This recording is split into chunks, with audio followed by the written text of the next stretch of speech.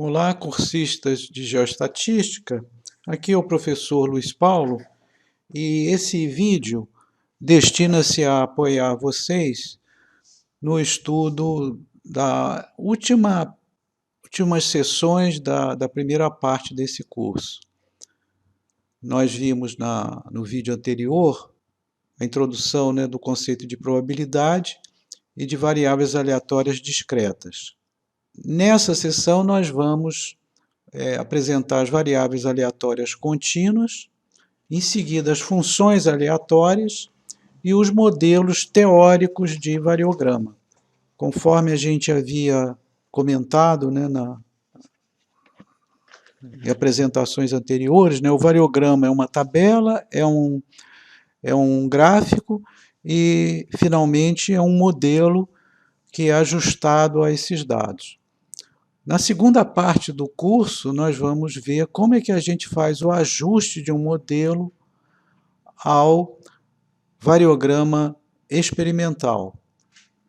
E uma etapa para poder fazer isso é conhecer alguns modelos que serão utilizados depois para essa fase de ajuste. O conceito de variável aleatória ele é diferente do conceito de variável determinística, ou de função que vocês aprenderam no curso de cálculo. Nós já vimos o caso discreto, que normalmente está associado a experimentos de contagem, porque na variável aleatória discreta, o resultado é sempre um valor inteiro. Já para as variáveis aleatórias contínuas, que é a teoria que a gente precisa para falar do variograma, os resultados já são medidas. Então, você não pode mais usar só os números inteiros, você precisa do contínuo, ou seja, tanto frações como números irracionais, ou seja, a reta real. Então, quando você fala de variável aleatória contínua, um determinado evento, que pode ser o quê? A coleta de uma amostra, de uma amostra de solo, por exemplo, e você vai associar a esse evento, esse sorteio dessa amostra, o conteúdo, por exemplo, em ppm, de um metal pesado qualquer, como é o caso do exemplo do DataJurar. E aí você precisa, então, não pode mais trabalhar com variáveis inteiras, você tem que poder trabalhar com todo o espectro da reta real.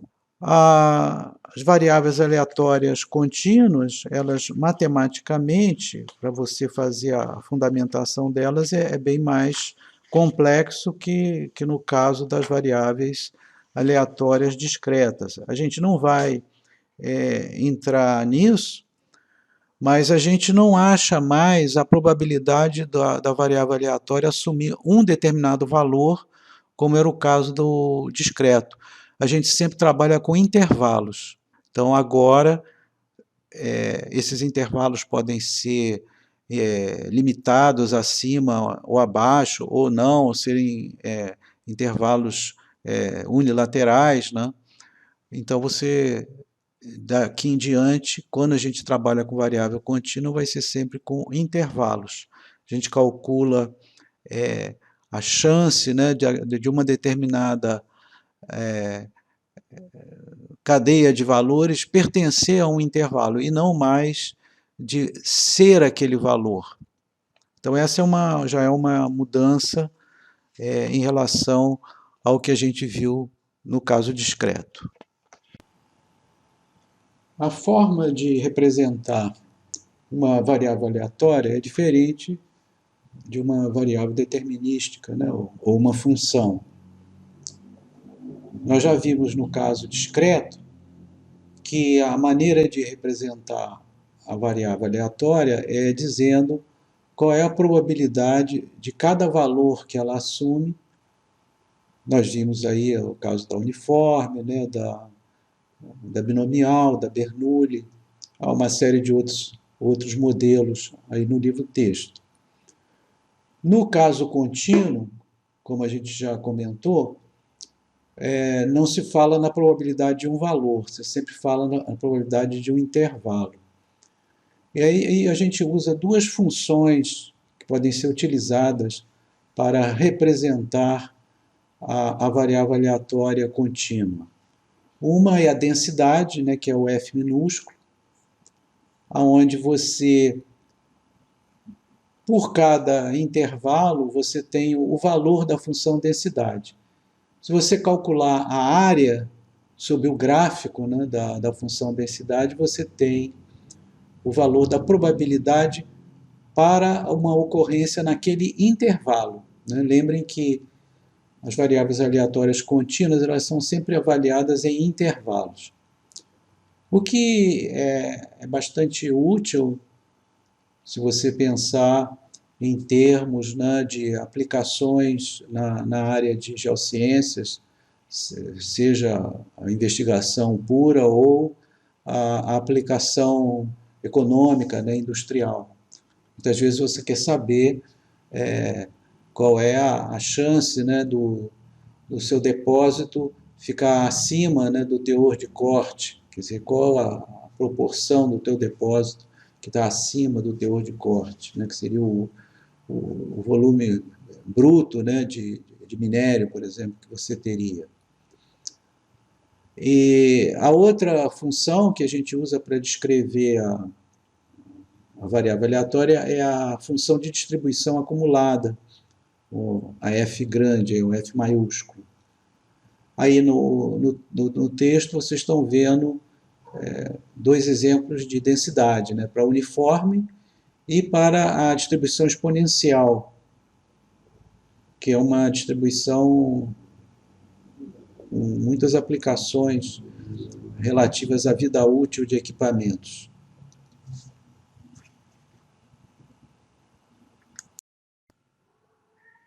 Nessa figura, vocês estão vendo aí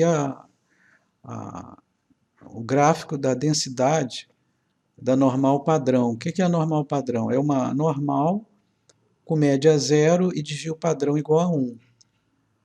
E aí do lado vocês têm a fórmula da função densidade de uma normal qualquer, com média μ e desvio padrão sigma. Quer dizer, é importante frisar que quando a gente fala o nome de uma distribuição, para cada escolha de parâmetros você obtém uma densidade diferente, a da mesma família, mas com média e desvio padrão. Muitas vezes o parâmetro que você tem na fórmula não é diretamente a média, né? A exponencial, por exemplo, é o parâmetro lambda, né, em que a média é 1 sobre o lambda. Então, outros exemplos de distribuições ou de variáveis aleatórias também só não. A expressão da densidade ela explicita esses dois parâmetros. Você tendo esses dois parâmetros, você amarra um elemento e somente um elemento dessa família. É oportuno lembrar que aquele exercício sobre o histograma de densidade, né, que vocês fizeram e que é um dos itens aí da prova, a gente fazia o histograma de densidade, que é diferente do histograma de frequência, né? O histograma de densidade ele é um histograma já padronizado, então ele pode ser comparado com uma curva teórica, e que é o caso, né? Ali está sendo comparado com a curva normal, e para cada histograma você vai ajustar uma curva normal que tem a mesma média e o desvio padrão lido na amostra, né? Então, isso é uma forma de um ajuste, né, de um modelo a uma amostra. No caso, ajuste de um modelo normal. E aquela curva, né, em cor vermelha é exatamente o ajuste da normal. E ele pode ficar melhor ou pior, dependendo da característica da amostra, né? Se o teu histograma for muito assimétrico, não vai ficar bom. Aí você teria que usar uma outra variável aleatória, uma outra distribuição, que seria a log normal. Aliás, que é muito utilizada também aí em estudos, distribuição de teores, por exemplo, e aparece em muitos casos, muitos estudos dentro aí da geologia.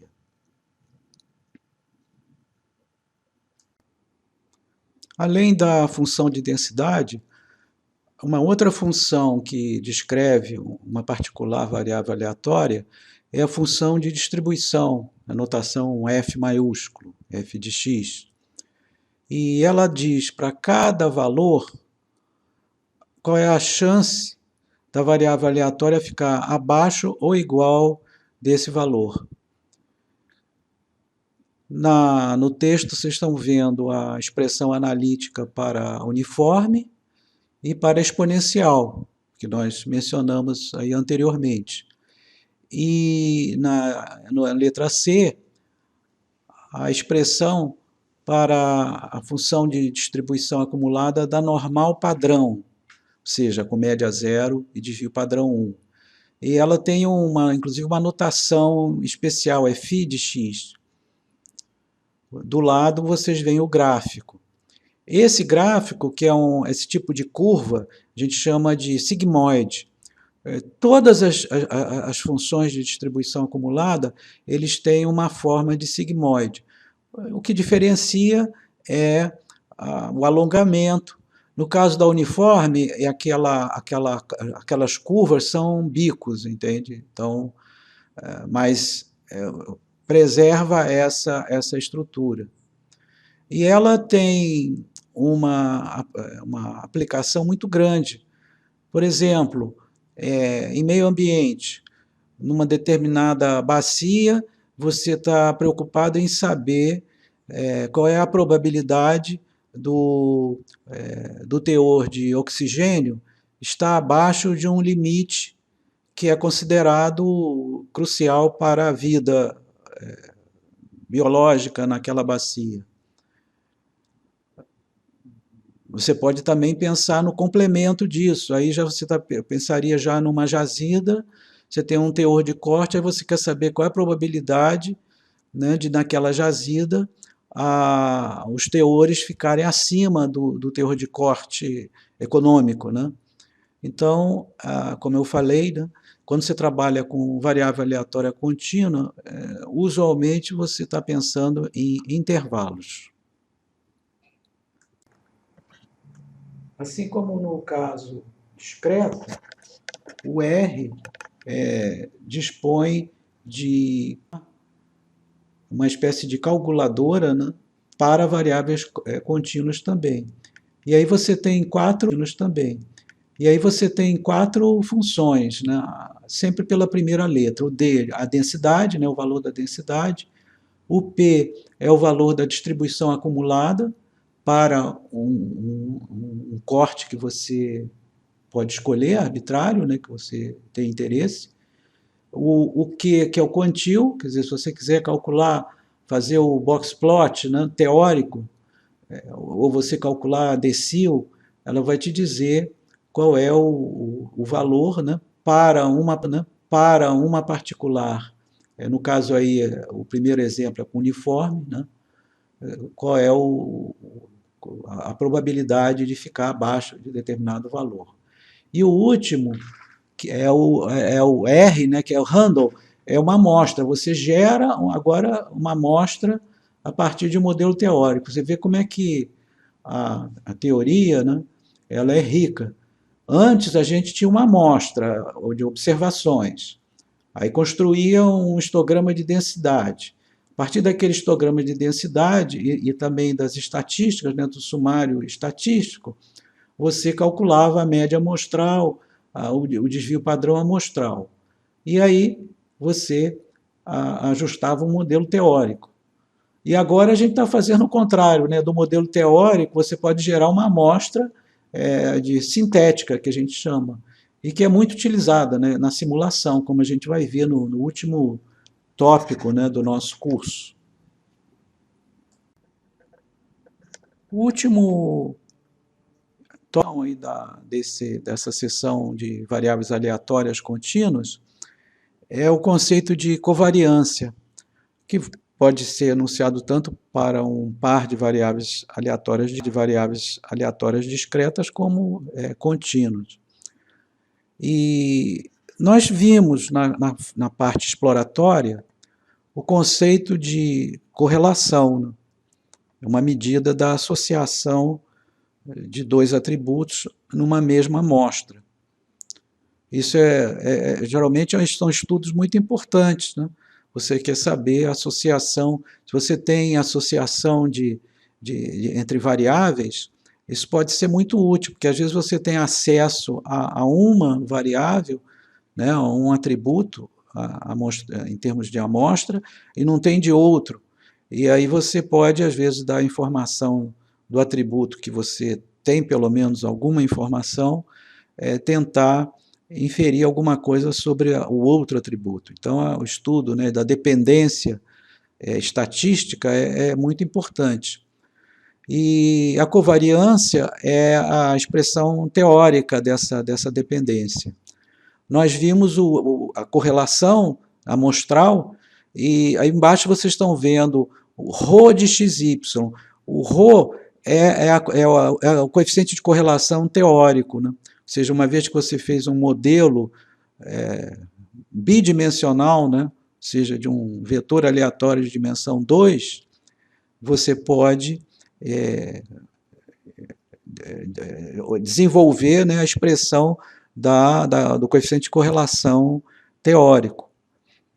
E em cima, né, você tem no numerador você tem a covariância.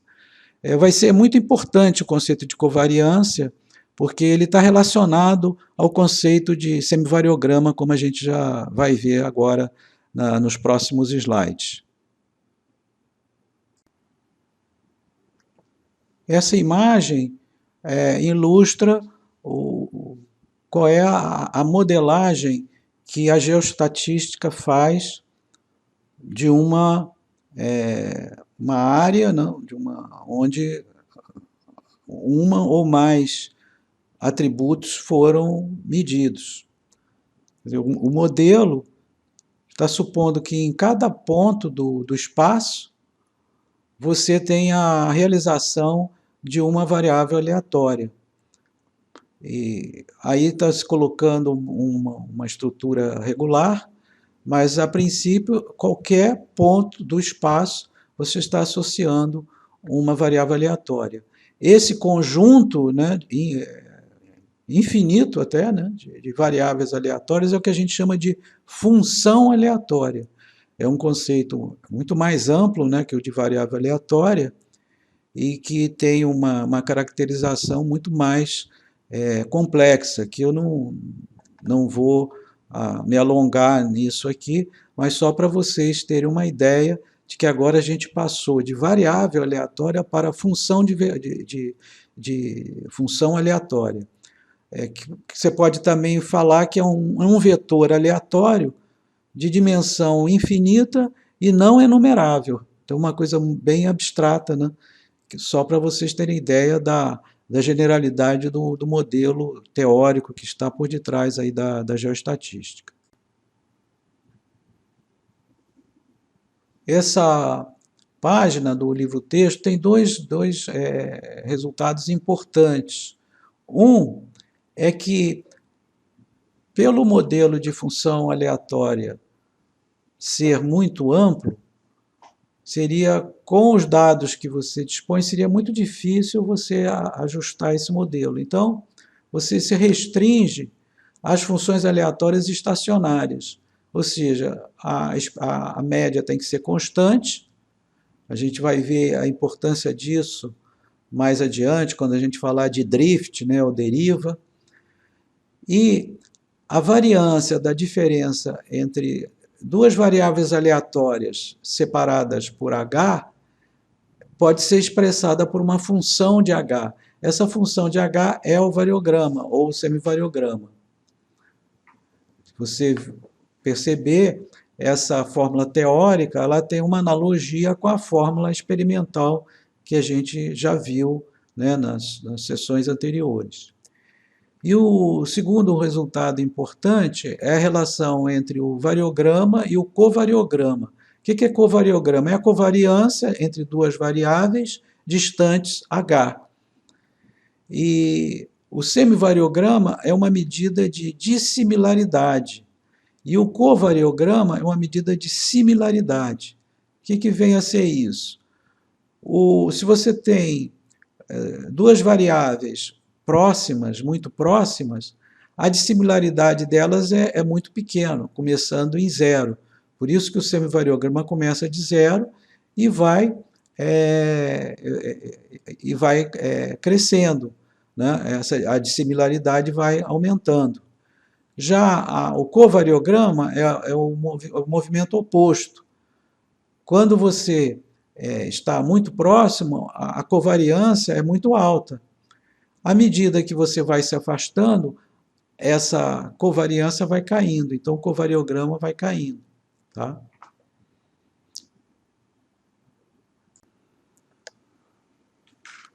Bom, nessa imagem aí, a gente vai falar do modelo esférico, que é um modelo teórico de variograma ou de covariograma. A gente intercambia, às vezes a gente está usando a fórmula do covariograma, às vezes está usando a fórmula do variograma. Por exemplo, para a krigagem, é mais estável numericamente você trabalhar com covariograma, enquanto que a análise variográfica você trabalha com variograma, porque a gente, através daquela expressão, né, que eu mostrei na imagem anterior, você pode passar de um para o outro. Então, aí vocês têm, no caso do modelo esférico, a expressão tanto para o covariograma como para o variograma. O desenho gráfico é para o variograma. E você tem uma maneira padronizada, né, de apresentar essa fórmula, você sempre apresenta com patamar 1 e um alcance A, quer dizer, o teu parâmetro é o alcance, e se você tiver um patamar que não seja 1, você multiplica a expressão por esse valor. Né? Se o teu patamar for 5, você vai multiplicar por 5. Se o teu alcance for 2, você vai usar A igual a 2. Aí você substitui na expressão, você tem a expressão, né, analítica do variograma. Uma curiosidade, que muita gente que trabalha, às vezes, com geoestatística não sabe qual é a origem do termo esférico, porque a expressão do variograma ou do covariograma é um polinomial cúbico, não tem nada a ver com o desenho, né, de uma esfera ou de um arco de círculo. É o seguinte, você pega duas esferas e você pensa em termos de covariograma. Se elas estiverem com o centro coincidente, né, essas esferas têm um raio A, se elas estiverem coincidentes, a interseção delas é o valor máximo. Você vai afastando as esferas, a interseção delas vai diminuindo.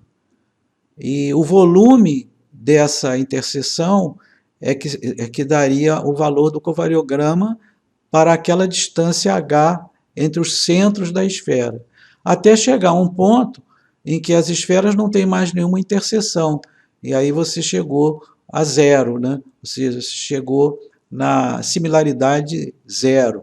Tá? Então essa aqui é a origem do termo do variograma esférico, que ele é muito robusto, é o pé de boi dos variogramas, né? Geralmente, quando você não tem ainda nenhuma noção, você joga o esférico, depois você vai refinar para algum outro modelo.